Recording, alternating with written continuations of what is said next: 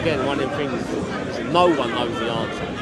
You can't sit there and say that you know that is the answer. But what I can say, Liam, is the most probable and logical answer is the Creator. And I would ask you, what would you say is a more logical and credible answer than that?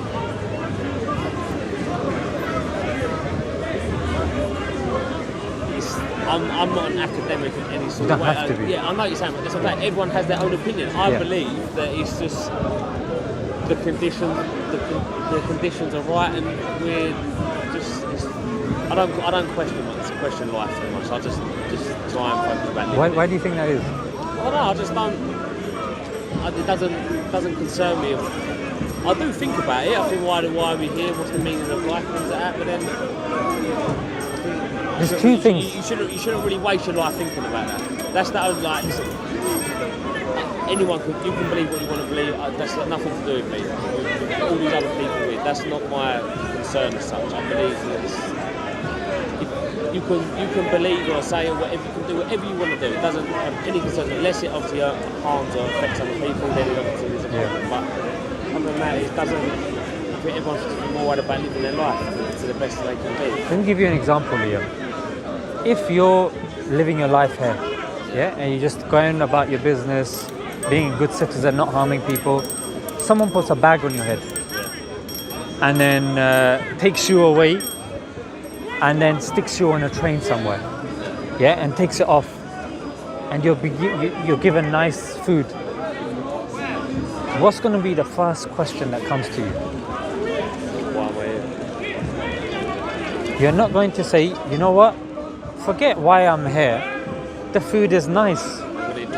I'm going to enjoy myself. It's tasty. Forget about that. It's not important.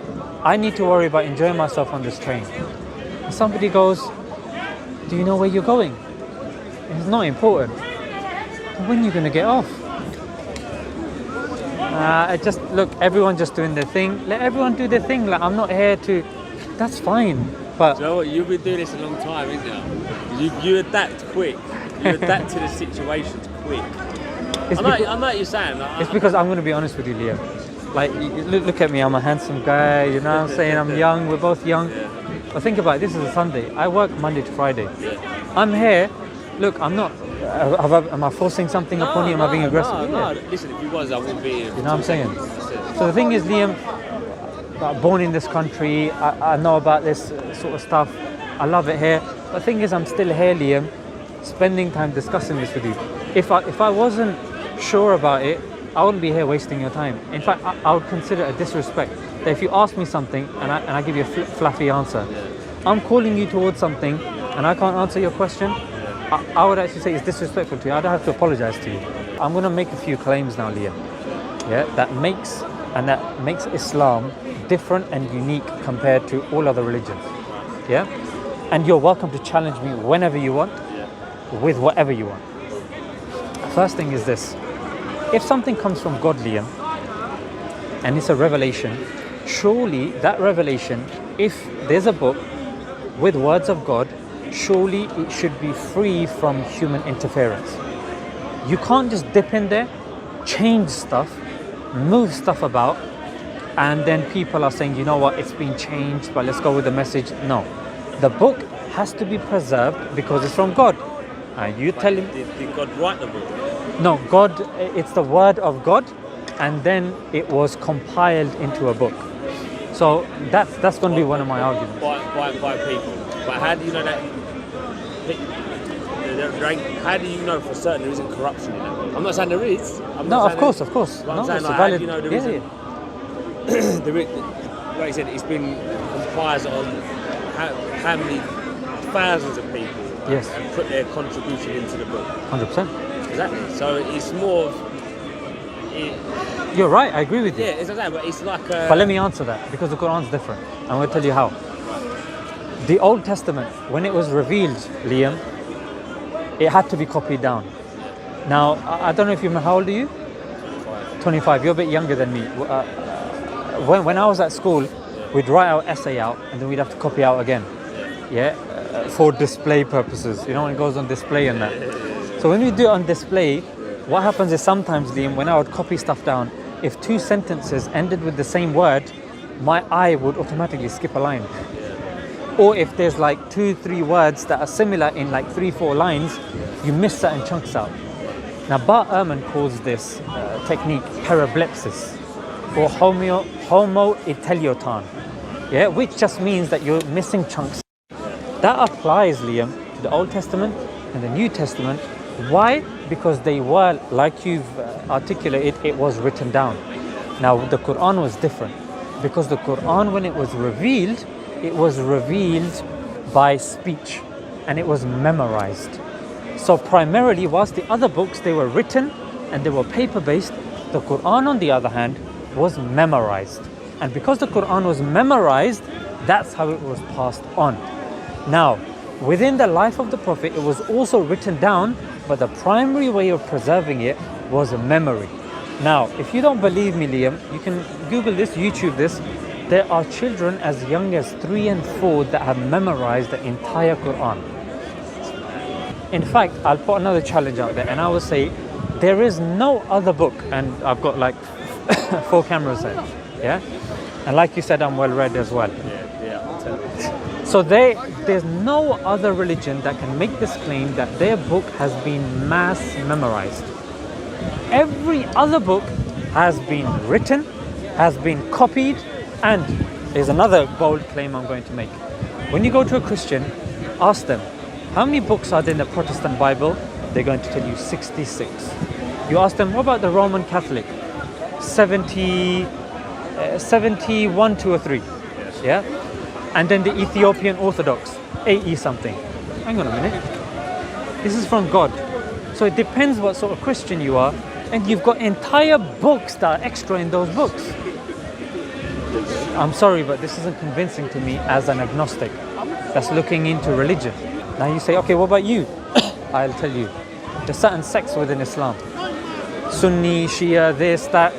Liam, all of them, they believe that there'll be dispute about other things.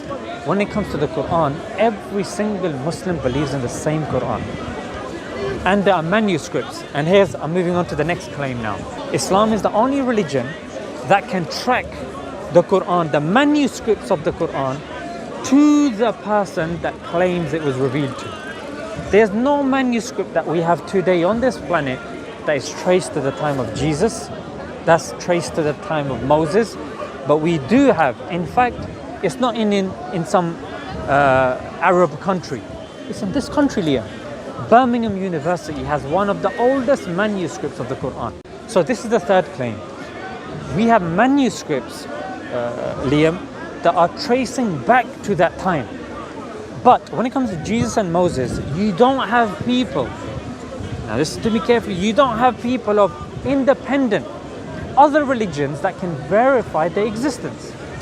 Now obviously as a Muslim we accept Moses existed, Jesus existed because it's in the Quran. However, if you're going for manuscripts that can be dated and carbon dated, you know, for you to tell, carbon, exactly. There are 3 sources. Yeah, if you want, I can tell you exactly the names of those sources as well, but they sound a bit funny. Yeah, you want me to tell you the name of the 3 independent non-Muslim sources that verify that the Prophet existed in the 7th century? All right. The first one is the Nestorian Chronicle. The second one is the more famous one. It's called the Doctrina Jacobi Nuper Baptizati. You can see it was a mission to memorize. And the third one, the third one's the tricky one. Bishop Sabius of the House of Bagratunis. So these are 3 independent sources that are dated to the 7th century that talk of a Saracen leader, Saracens is what they called the Muslims at that time, who claims to have the keys of paradise. Yeah? And we have archaeological evidence, manuscripts that trace back to the people who succeeded the Prophet in terms of Khilafat, like you've got Abu Bakr, Umar, Uthman, Ali. Yeah, you have evidences, you have coins that can be, traced back to the time. In fact, today I've ordered a book. It's by Anthony Shawn. He's written a book in which the first chapter is just about evidence proving that the Prophet existed from non-Muslim sources, be it coins, be it epigraphies. I think I'm pronouncing it properly. Epigraphy is like, you know, when there's marking on stones, like writings and stuff like that. So you've got, but Liam, when you speak to these other people, and you're more than welcome to do so, in fact I encourage it, they will not be able to give you this stuff. In fact, they will pick up any Bible. The most popular Bible you're going to pick up is called the King James Version. And read the preface. In the preface it says this book has major and minor errors in it. Then pick up the Quran, and then you're going to see there's no such word like that. In fact, there is no preface. It just starts off. You know what I'm saying? Go straight into it. It's been preserved. There's evidence. Then you're like, okay, Quran is preserved. The other books aren't. They got proof archaeologically that can be carbon dated. You got manuscripts that are present. You got the Quran that accepts the previous prophets as well. It's not saying, oh, you're wrong, you're this. You're just saying that at that time, we accept Jesus was alive at that time and he was a prophet. Thereafter, we say that the books were changed. Yeah, and now the Prophet came with the final revelation, and we're making the claim that the Quran has not been changed. Jesus spoke Aramaic. The New Testament's written in Greek. We're reading in English. Aramaic, Greek, English. Okay, what about you, Muslim? What are you saying, mate? All right, I'm saying the Prophet spoke Arabic. The Quran's in Arabic. We read it in Arabic. Yeah, we read the translation, but we read it in Arabic primarily. All right, cool. Translation. What about translation? Yeah, just Arabic to English, but Aramaic is not. Have you heard anybody saying, yeah, man's learning French, Spanish, man's doing a bit of Aramaic on the side? Yeah. You heard anyone say that? Never even heard of it before. You know what I'm saying? Yeah. But Jesus spoke Aramaic. So the thing is, Arabic is one of the top 5 languages. It's a live language. Yeah. So surely, if a language is being claimed that the final testament is written, then show me the language.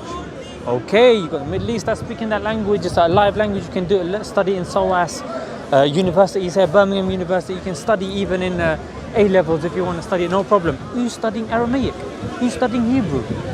It's not. Even Hebrew, the Old Testament is written in Hebrew.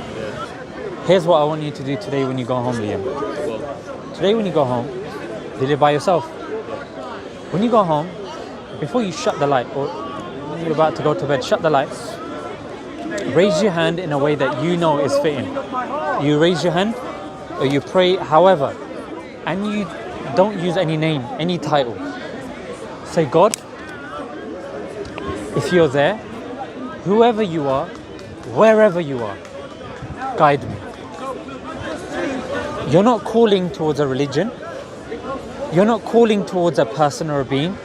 I'm not saying you have to go through me. I'm not saying you have to go through Muhammad. I'm not, sallallahu alaihi wasallam, peace be upon him, or anybody else. I'm saying you alone, with no feeding from me, you converse with your Lord.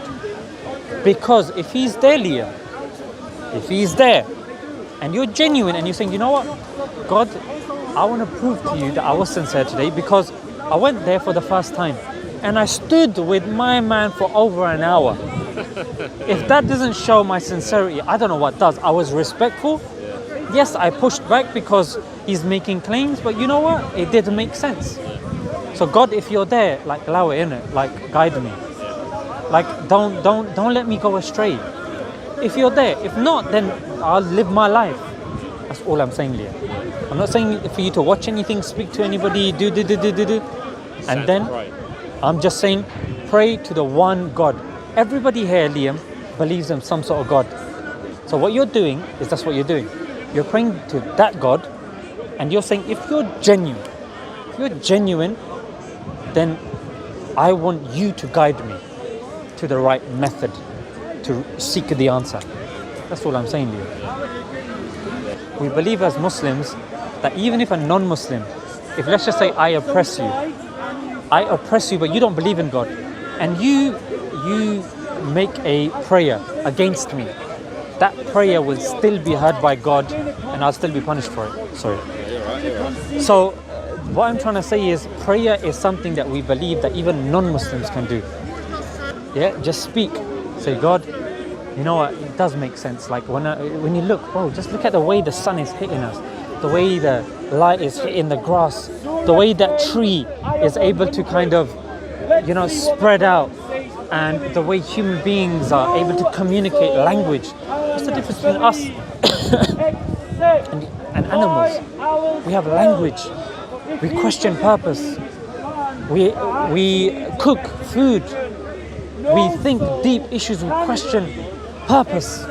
Yeah, there's so many things that make us unique, and it's these sorts of things, Liam, that I want you to ponder upon, and you use that when you're communicating with God, and then let me know. You know what, just sitting there now, you know what, you are a good speaker, But yeah, no, I'll definitely be back up. I'll definitely probably end up seeing me again up here, trust me.